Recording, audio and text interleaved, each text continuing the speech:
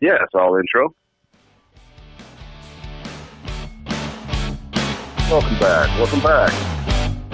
Welcome to another segment of the DroneJoe podcast. We've got our first remote podcast happening tonight. I'm in the beautiful state of Tennessee. Main Joe is at the controls back in beautiful Salt Lake City. I am here. And tonight we've been speaking with a very interesting guest. He's going by DroneJoe tonight. DroneJoe, welcome to the podcast, bro. I've had so much fun talking to you on the previous segments and in the chill sessions. So cool to have you on the show. Awesome. Thank you. I've enjoyed it as well. It's been a great conversation. And, DroneJoe, give us some impressions. This is your first podcast, I think. So what do you think? Is it more fun than you thought it would be? It actually is. It's almost kind of like, being on the radio, but, using new technology. It kind of sounds like I'm on a radio show, which I've never been on, which I always thought it'd be cool to be a guest on a radio show. Yep, that's exactly what it's like. Exactly. That's what I tell Mojo. It's like, we're playing radio, man. It's just fun. I grew up, I think we even had a practice podcast where we spent 20 minutes talking about our experiences with radio when we were young kids, and our transistor radios. And I used to go out and into the dock and listen to Chicago radio on the AM dial. It's been a part of our lives. Yeah, and I remember Smokey and the Bandit, and they're always on the CB radios. CB radios. For good, buddy. Yeah. Right on, yeah. So, before we get back, Main Joe, I know you and I just came up with some more questions to pepper DroneJoe with. We did. Before we get back into this, I wanted to, once again, we've talked about this many times in prior podcasts, the subject of anonymity kind of plays in here in another perspective. Is our friend DroneJoe is looking to start a business. Right. In fact, he starts it up next Monday. He's taking the lead. And, he's got a first and last name and a family and kids, and he's got interests and a livelihood. And, so, maybe we can consider in the future that, we can allow certain names, certain business names, or, what? We'll have to revisit. I'll just chime in right now where I'm at. If DroneJoe wants to advertise his business, I'm totally cool with that. But I think, we don't necessarily need to put his first name out there on this podcast, but let's advertise his business for sure. And if people want to know, I doubt they'll grill DroneJoe to figure out what our real names are. You know what I mean? That's cool. Yeah, that's advertise your business. That's so cool. I'm not necessarily going to use your first and last real name, but definitely give me your .com, bro. And that being said, do you have a .com yet? Well, before let's actually give him a few questions to answer. Sure. All right. Not your first and last name, but name of your business and how many employees, where are you based, and what industries are you going to hit the hardest next week? Very good. Yeah, the name of my business is DW Digital Imagery and Associates. We are located in North Texas. Like I said, we have about 4 pilots right now, and we're going to be growing, and we're going to be expanding. The meat of our drone projects right now are commercial real estate with videography and photos. We also do a lot of work with different other drone companies on subcontracts with construction management. We're getting into the insurance business. I mentioned Bees 360 earlier. We are using Bees 360 right now to do work for roofers and insurance agents. You should consider real estate agents. Can you imagine a promo video from a drone, advertising their property they're trying to sell? That would be cool. For sure. And we're already doing that. So yeah, we've got a Facebook page. You can check us out on Facebook. Nice. But you don't have a .com yet. DW. We're working on that right now. I've got a web guy that's building our .com. So maybe have you got a domain name?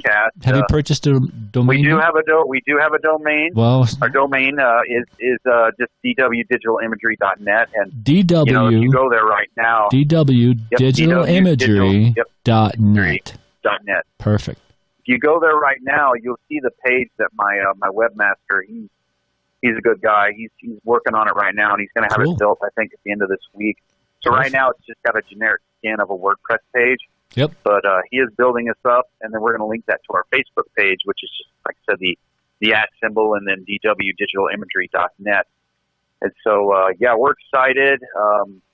We want to hire on more. We want to take on more jobs and see where this goes, because we're just stoked. Sure. I think you're on the cutting edge. You're in a really neat niche. Is that the word, or is it niche? I can never know how to pronounce that. Niche is better. I like niche. Niche is better. Niche has more of a yeah.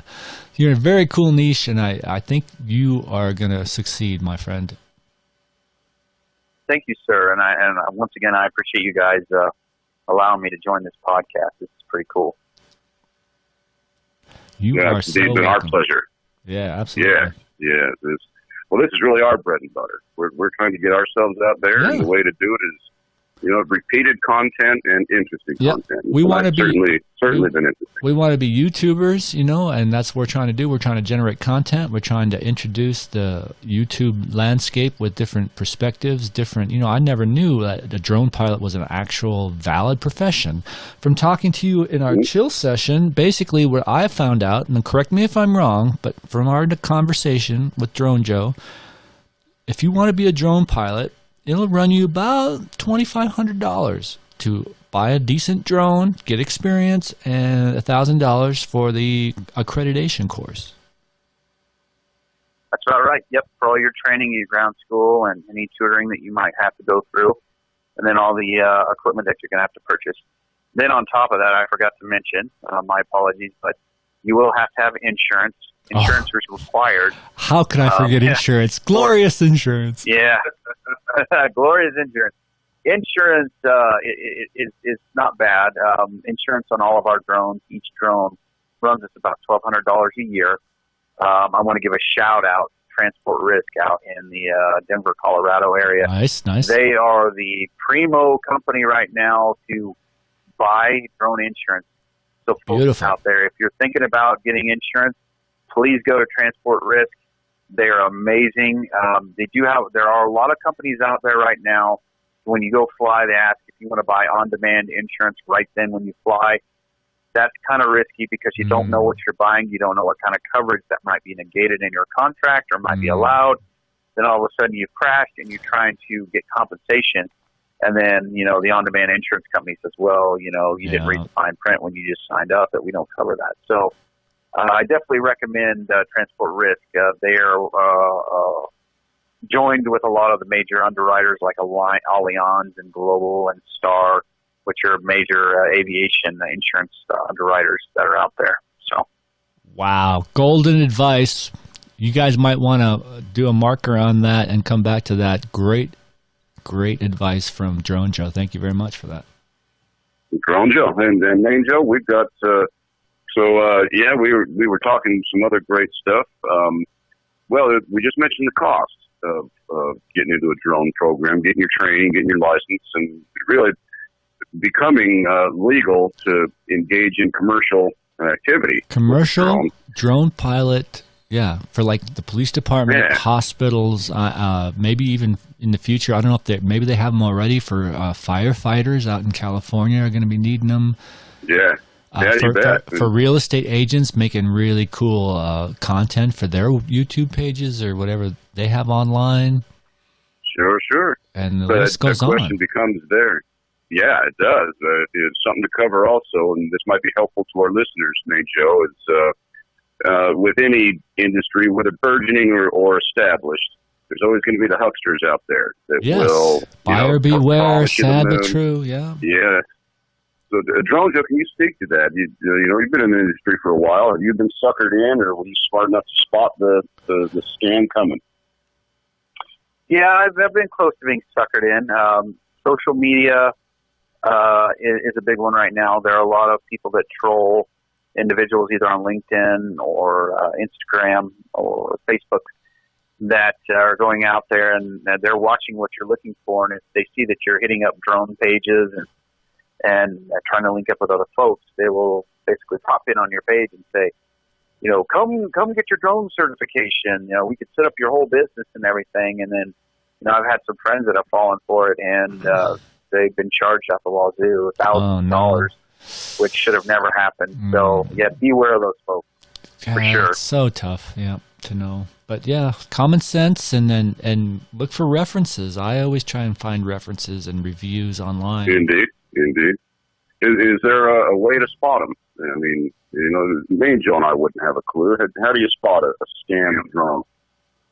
One way, and this is one thing that me and my competitors and friends and colleagues have been able to notice, is that a company that wants to provide any kind of training or helping you with your startup, if they say that they are an FAA 107 certified program, that right there is the key. There is no such thing as an FAA 107 certified training school right now. They don't exist. The only way you can get FAA 107 certified or take any kind of FAA 107 certified associated training is to go to an airport where there is a ground school where they teach you how to read aeronautical charts, weather charts, learning about different types of airspaces. So that's kind of the key. There is no 107 certified training school out there because the FAA doesn't endorse training schools right now. However, obviously, if you are a pilot, you can say you are 107 certified to fly, but you cannot basically say you're 107 certified to teach or train. So, yes, beware of that.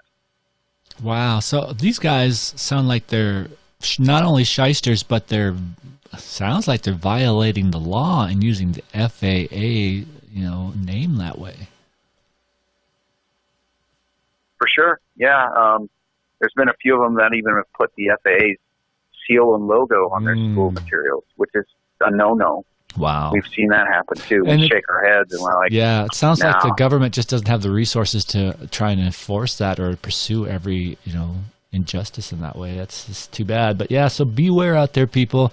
Like, again, DroneJoe is giving you golden advice here. Yeah, so you might want to come back to this podcast more than once. This might be our highest viewed podcast yet. Well, I'm sure DroneJoe has some friends he might push this way, so that'd be cool. That'd be a nice thing. How much does the higher or highest end drone cost? And I'm not talking one that can lift somebody in the air, but... Well, I want to know payload. I'm all about payload, so give me payload if there is... Payload, I guess. It really comes down to that, doesn't it? Yeah.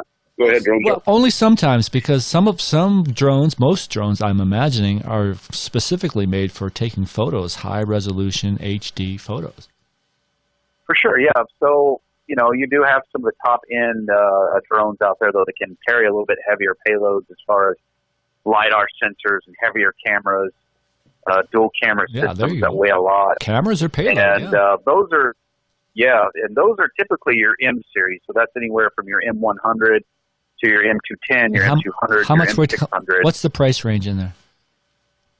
So the M100, I think right now you can get it, if you want to get it used, you can get it as cheap as maybe $8,000. And do you have to have any kind of certification in order to purchase one?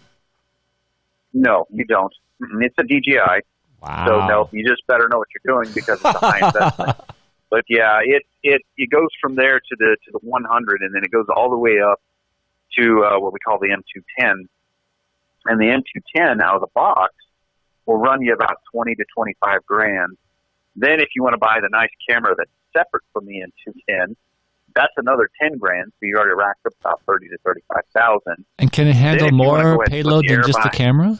What's the payload like on that? Oh, yeah. You can put Airborne LiDAR on it, which is stems from the Velodyne Puck, which I think now has about 24 or 64 sensors on it.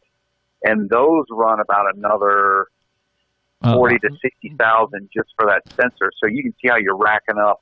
Well, let me bring you back to this $35,000 drone you mentioned. It sounded like the drone I would be interested in. What I want to know is what kind of payload does that have?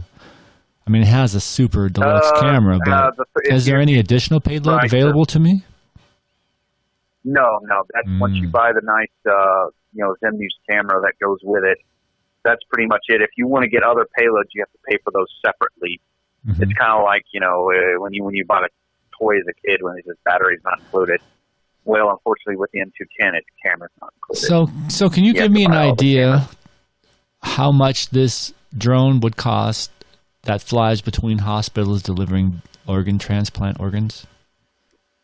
I think that UPS, when they talked about it the other day, I mean, I can't remember exactly how much it would cost, so I don't want to throw out false data. Yeah, no. But I guarantee it costs more than $1,500, which you would start out yeah, with. no. In my mind, I was thinking 3,000-ish, but maybe more. Maybe. If I were to make a guess, a solid guess, just by looking at the platform and all the software involved, I would say between $3,000 and $8,000, probably somewhere in that range. But you just got done talking to us about a $35,000 drone. Yep. Wow. Yeah, they can, and when we're talking about Airborne LiDAR, the latest one that they're working with the M210, which is supposed to be released, I think, sometime next year. They're working with a German company, or it's a Dutch company with LiDAR. That one is supposed to top out at $250,000 on the market. Wow. And that's supposed to be the most expensive commercial terrestrial LiDAR or airborne LiDAR. I just had a new question come to me. So you mentioned earlier in a different segment, possibly, that DJI, is that right? DJI is like a Chinese company, and they're like the premier drone maker at this point in time. Are there any notable American-made drone companies? There are. You've got some like out in Colorado. There's Precision Hawk. They make drones. I'm trying to think of another, but most of those they work with mainly fixed wing. I think that the United States in the fixed wing arena is dominating over China right now. And what I mean by fixed wing is obviously it's not rotor driven like a helicopter, like you would see, spinning motor. Are you telling me that are you telling me that there are no drone manufacturers in the United States right now? Not really, other than the ones that are just fixed wing. Yeah, fixed wing is in the United States. Now, a lot of your other drone competitors or drone manufacturers that are not in Asia, which is dominating the market, are usually in Switzerland or Germany. A few are in Holland, but most of the big players though are actually in China or they're in Taiwan for sure. When you're talking about multi-rotor. Now, fixed wing, like I said, fixed wing. I think the United States is somewhat dominating with that. Yeah, I'm just with the new wondering if I should be. I'm wondering if I should be concerned at all that the United States has no drone manufacturer company in the United States proper, when this is a burgeoning market, that's evolving and changing every day. That has a crazy kind of, You know what I'm trying to say? That has abilities and capabilities that we haven't even thought of yet. You know what I mean? I think we might want a manufacturer or two of drones in the United States. How about Nashville? Well, I think I can answer. Well, they got plenty of place for manufacturing plants down here, that's for sure. And, Main Joe, I think I can answer that question. Like DroneJoe said, we lead the world in fixed wing drones, and it's because it's much easier to fire a Hellfire missile from one of those. The multi-rotors can't carry a marker. Well, no, I don't. I don't know if you need a marker there, but you mentioned Hellfire missile, and my brain immediately goes to this drone that apparently, supposedly, Iran shot down of ours, which was the size of a 737. What? I thought drones were supposed to be small. What the fuck do we have a drone that's the size of a 737 for? Can anybody explain that to me? Yes, that is a reconnaissance drone.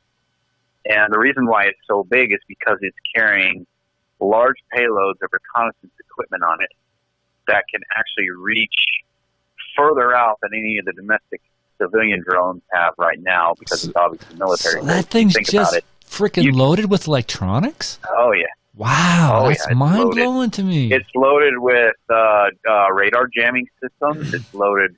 Some of them they obviously didn't work. Reconnaissance drones. And the other thing is some of them are actually loaded up with arsenal payloads that have the ability to shoot back if they're being painted as targets. So they never mentioned that part of it. The Shadow, which is developed by, I believe it's either Lockheed Martin or Raytheon, it's flown by the Navy and the Army. I've got one Army pilot in my crew right now. She just got out of the Army about 6 months ago, but she used to fly the Shadow.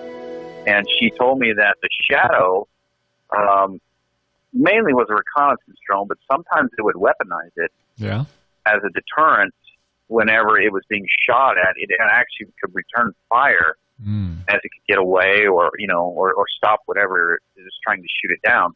Now, this particular drone that got shot down by Iran, it was strictly a reconnaissance drone. That kind of drone can fly up to the edge of space.